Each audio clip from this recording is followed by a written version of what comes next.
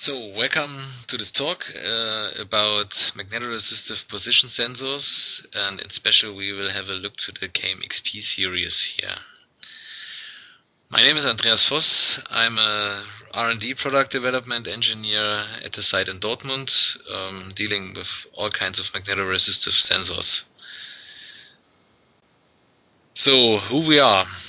So, we are a leading company in connectivity, and we also have a large range of sensors, especially photo optics, humidity, pressure, temperature, and position sensors. And that's the section where I'm sorted in. So all these magnetic sensors are used for position detection. We are designing our sensors by ourselves, so we have the know-how, capability, how we have to design such a chip, and we are able to do the wafer process in-house. So we will guide the product until the finished wafer. After that, components are made out of these chips, so this is something which could be sold to the customer and is used widely in the position measuring range or detection of presence and so on. And last but not least, when it becomes customer specific, then special design leads to systems like shown here for level sensors or linear displacement sensors. Let's have a look in general what's behind the magnetoresistance effect. So the magnetoresistance is the property of a material to change the value of its electrical resistance when an external magnet field is applied. This was discovered first by Lord Kelvin many years ago, and basically you can think about of this like shown here. So you will have a wire and the current is flowing through this. Then if you place a magnet parallel to the current flow, the resistance is high, and if you place the magnet perpendicular to the current flow, resistance is low. So as long as you're using a magnetoresistance material like this nickel wire here, then this effect could be shown easily. So let's have a deeper look what you can do with this technique. So on one side, if we think about linear magnetic position measurement, it's thinkable that we will have a moving magnet, and if we now want to determine the position over a longer distance, a sensor array is needed. A good thing on this is that this is a scalable solution. It's an absolute position measurement. Let me say, so summarizing this is the magnet moves and we have multiple sensors. There is a second webinar dealing with this topic. You can follow this link here. Today we want to have a look to the vice versa situation, looking to what happens if we have a sensor moving over multiple magnets. So when I talk about multiple magnets, we call this magnetic scales. It's basically an elastomer filled with ferrite particles and magnetized in a certain pattern. We will have a steel back on the back side, which ensures a good handling and safe assembly. Typically, the width of these bands is 10 millimeters. This is a industry standard, but there are varieties from 2 to 20. Normally it's delivered in rolls. Typical number is 50 meters, but there are also rolls up to 100, 200 meters if you have to discover a longer range. So these measurement tasks need a special kind of sensor, and this special kind of sensor is called KMXP. So, and I will now give you a deeper view inside this kind of sensor. So The magnetic situation over such a scale is shown here on the left side. You see the magnetic field vectors. They are turning for 180 degrees at a distance of 1 pole length. The magnetic field varies with air gap between the scale surface, and if you go up, and therefore you see here an illustration of the magnetic field strength, and you need to know that all these sensors work until a certain amount of field strength. If the field strength drops under the certain number, then the so-called strong field situation is no more given, and therefore the sensor needs to be placed near to the scale. So on the left side, a more detailed look to the vector field distribution over 1 pole pitch. So this is the design pole pitch for the system, for example 5 millimeters, and you see there is a 180 degree field angle turn for this 1 pole pitch. That is important to know because now if we go a bit deeper how the sensor works in detail, we need to know this. So AMR sensors, as I showed in how Lord Kelvin discovered this, these sensors are measuring basically the field angle, not the field strength. And that's the reason why this 180 degree turning for each pole is ideal for the AMR technology. The sensor itself is built up with a gradient principle. That means the sensor detects local field distributions, but it's stable against homogeneous disturbing fields. That's a great advantage. Internally, the sensor is built up out of 2 whetstone bridges, and if such a sensor is moved for a distance of 1 pole pitch, the output signal of the both whetstone bridges show a sinusoidal signal, but the sensor is designed in that way that we have a 90 degree phase shift, and the output will be then a sinus and a cosinus.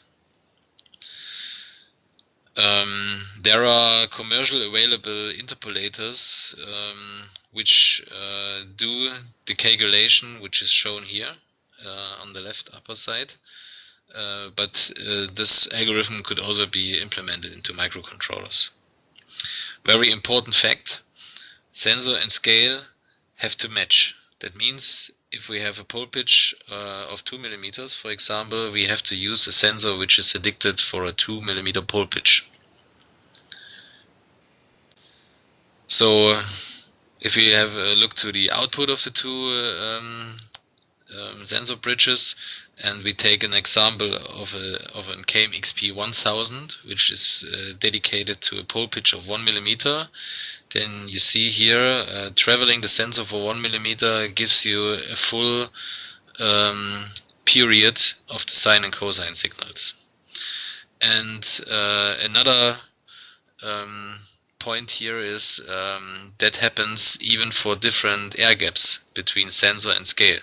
So here is a curve shown, or here are some curves shown for air gaps of 0.1, 0.3 and 0.5 millimeters. And there is no big difference in the signal. That's very good. So this sensor can deal with variations of the air gap. So as I said already, we have dedicated sensors for a fixed pole pitch. So this is what needs to be known. There are 3 standard pole pitches in the market, 1, 2 and 5 millimeter. And for these standard pole pitches we offer a certain sensor version. So and that's found easily in the number ring of the sensor KMXP 1, 2 and 5000.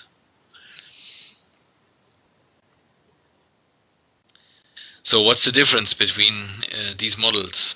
So let's start with the 5000 version. So it's addicted to a pole pitch of 5 millimeter. it's designed in a way that the sensor surface is scanning or is long enough to scan the field of one pole.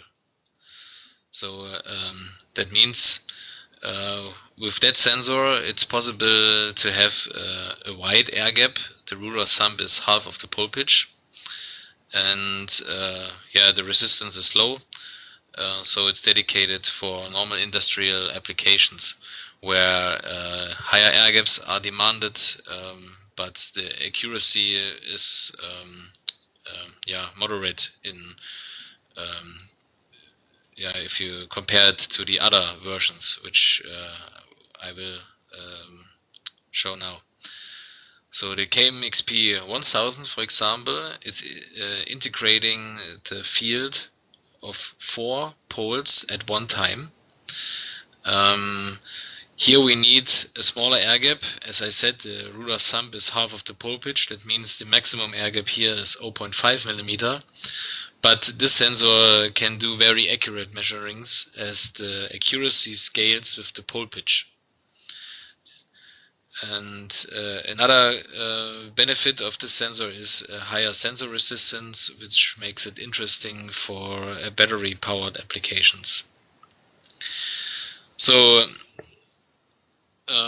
yeah, we have smaller pole pitches. That means we have a better accuracy, but also the air gap could not be so big. Bigger pole pitches means we can do a wider air gap, but the accuracy drops. And the best out of two worlds is the KMXP 2000, which is in the middle.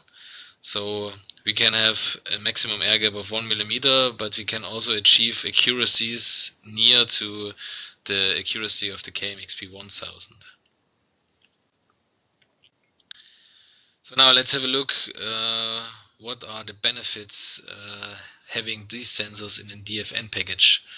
In former times, such sensors were built up with the chip-on-board technology, but there are some hints with that, especially it's not a standard process. That means building up sensors in that way is very costly. That is solved with a DFN package. Yeah, we have a traceability now. We can place a date code on it. And the very big benefit is that all these components are pre-tested for the bond connection. So if you think about assembly on the PCB, the common way assembling this was the flat assembly shown on the left side. This was the only way which could be solved by the COB technology also. But as we now have a DFN package, it's also possible to assemble this sensor in a perpendicular way, which is a big benefit for compact applications where we are faced with room restrictions and therefore systems could be built very small. This could also only be solved with COB, with DFN packages. Now let's have a look to the performance. A simple example here, KMXP 2000 together with an sinus-cosinus interpolator from IC House. We choose a 1 micrometer resolution of the AB quadrature signal of this interpolator, and this measurement showed an accuracy of plus minus 2 micrometers. So yeah, you see it's a very compact size of the PCBA, and one benefit of this interpolator is that it's also addicted for high-speed applications. MR sensors react very fast, so yeah, for fast turning motors or if you have XYZ stages which have to move very fast, and whereas an accurate measurement is asked, this sensor is optimal for this application. Let's have a small summary of what I've taught so far. So we have a rule of thumb for the accuracy, that's 1% of the pole pitch, and to the rule of thumb for resolution is 0.1% of the pole pitch, and as I already mentioned, if we think about air gap, then the rule of thumb is half the pole pitch. As we do have a non-contact principle here, this application is perfect for harsh environments. Think about oil and dust. The magnetic measurement principle doesn't care about this. Here in these applications, optical sensors have their problems, and that's why these measurement tasks are often solved by magnetic sensors.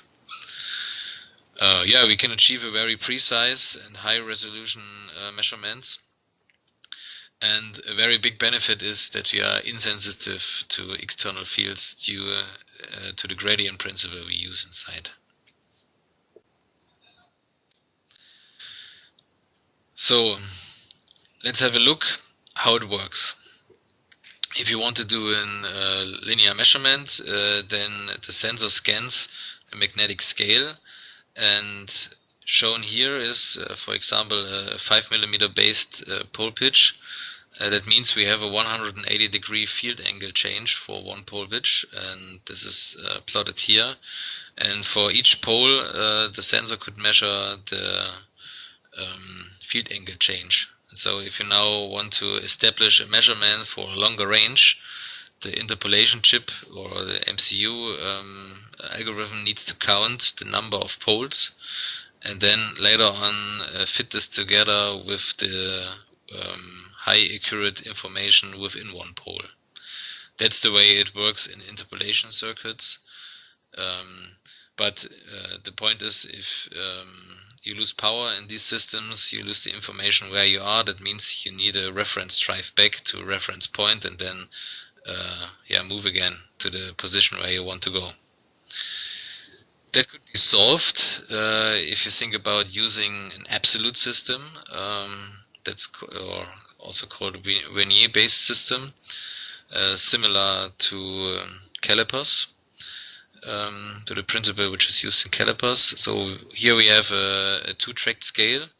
The difference is that one track has one pole more than the other track, and if you now scan these tracks with the dedicated sensors and plot the angle signal, you see there is a phase shift. And based on this phase shift, an absolute position could be calculated even when the sensor is placed at a certain position and it's powered on. You do not need to make a reference drive. If we think about absolute positioning systems which cover very long distances, because the Vernier system is limited to, let me say, 150mm, and if you want to cover longer distances, then we need to think about coded systems. So that means we will have one track incremental coded, so used as explained before, and the second track which implements a pseudo-random code. And to scan this pseudo-random code, usually a Hall array is used to determine the pseudo-random code, and to each raw pole position a certain code is addicted. So it's easy to find out the position even over longer distances with that application. So another application is pole wheel application, very interesting for MR, because MR measures the field direction and not the field strength. And if you see here, if in these applications you will have uncertainties in mounting the ring, for example, so you will have differences while turning this wheel in the field strength, but you do not have differences in the field direction. That means this is ideal, that this application is ideal to be solved by MR sensors.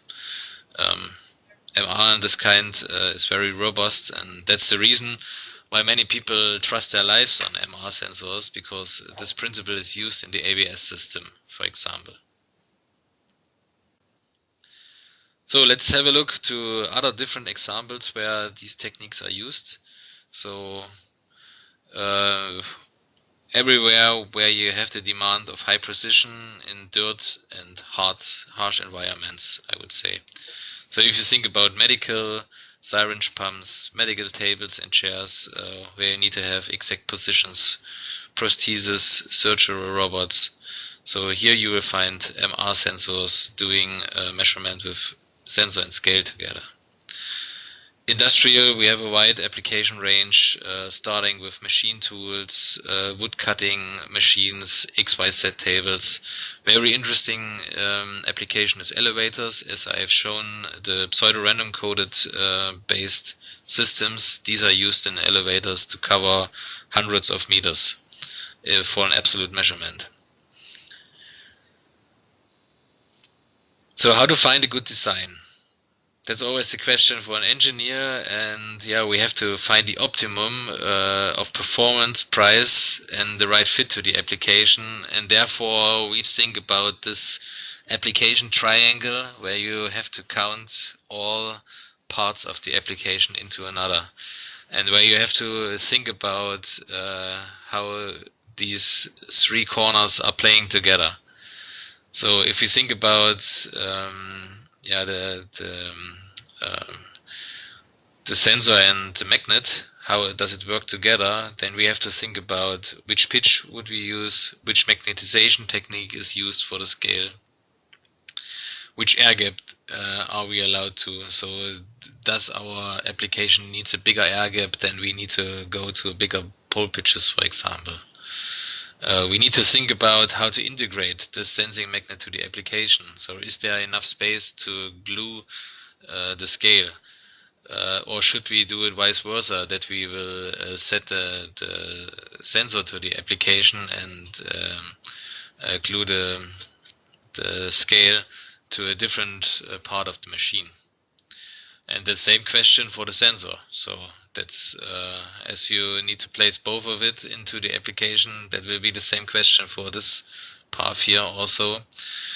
We are often faced with restricted geometric situations, so that means miniaturization is a big topic, and as I shown, the perpendicular alignment of the sensor is a good solution to go very compact with these applications. So let's come to a conclusion. If we think about incremental measurement, a single track is enough together with one sensor. If you think about absolute measurement, then we will have the possibility to do it with a dual track non-use, which I showed. There's also a concept to have a single track scale, which also is coded in a non-use way. That's a very special application for room restricted applications. And yeah, if you need longer distances, for example in the elevator situation, then the dual track with digital code will be a solution for that. So we have talked about the sensor moves over multiple magnets. That is one way to solve the measurement task. The other way around, when the magnet moves and we will have multiple sensors, is covered by a different webinar. We have here a different application field. For example, level measurement is this version is heavily used. Here the accuracy demands are not so high, but it's very important that we will have a light magnet, and there the sensor cannot move in this application. There the magnet needs to be moved. And if you think about applications, what we talked in this webinar, their accuracy is the big demand. So I would say these scale-based systems, they are the sensor of choice if a high accuracy is demanded. So thank you for your attention. You can contact us when you have questions to the sensor, and we will be happy if you would use the sensors in your upcoming applications.